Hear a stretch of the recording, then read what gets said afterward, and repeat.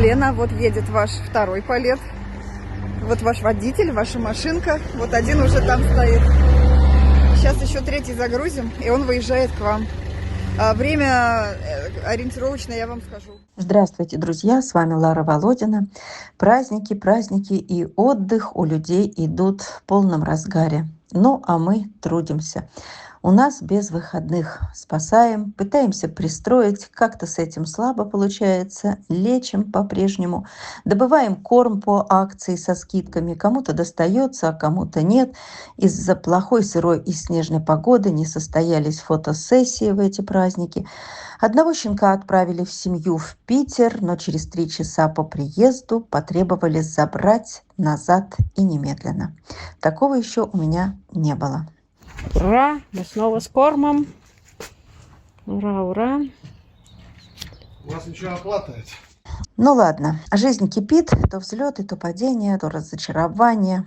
Итак, друзья, хочу сказать вам большая моя благодарность за вашу помощь в покупке корма. Смогли купить на передержку и на вторую, но не на все. На всех не хватило по акции. Значит, купим без акции. Всем огромное вам спасибо, друзья. Друзья, я спасаю, как вы знаете, и кошек тоже.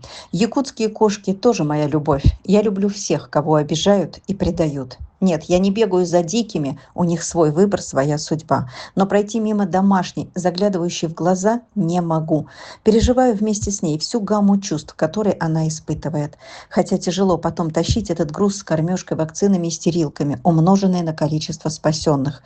Вот сейчас еще все усугубилось несколькими заболевшими панлейкопенией. Это ежедневные капельницы и море уколов. Кто-то в средней тяжести, кто-то на краю гибели, но все бросили поездки на даче, и ежедневно 2 женщин торчат в этих клиниках на часовых долгих капельницах. Только оплачивать надо мне. Кто-то здоровых приносит усыплять в клинику, а кто-то вытягивает их с того света, жертвуя личным временем, но и душевной тяжестью. Друзья, я прошу вас, помогите в лечении, помогите оплатить персика, которого сдала хозяйка на усыпление, и котика из сгоревшего барака. Сейчас они тяжелые, но есть все шансы выжить, если мы долечим. Мы лечим одних, стерилизуем и прививаем других, третьих откармливаем, потом их отправляем самолетом. Вот сейчас готовятся к вылету котята и кошки, опять 9 душ.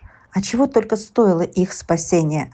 Это остается за кадром. Ведь наши человеческие отношения между собой тоже никто не отменял. И тоже не все гладко. И стрессы, и психологические срывы, и дикая усталость. Кому передержать? Где взять карантинную зону? Кто поедет в ночи за выкинутым или плачущим?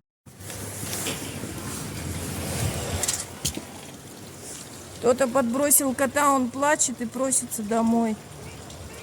Он так хочет домой. Ласковый, нежный котик, побитый весь жизнью. И вот эти вот наши кидаются, не пускают. Да, ты домой хочешь, да, маленький. Кс-кс-кс. Ну иди сюда, иди. Иди. Кс-кс-кс-кс. Кс-кс-кс-кс-кс-кс. Иди, я тебя поглажу. Ой, ё-моё, маленький. Вот, плачет, домой хочет.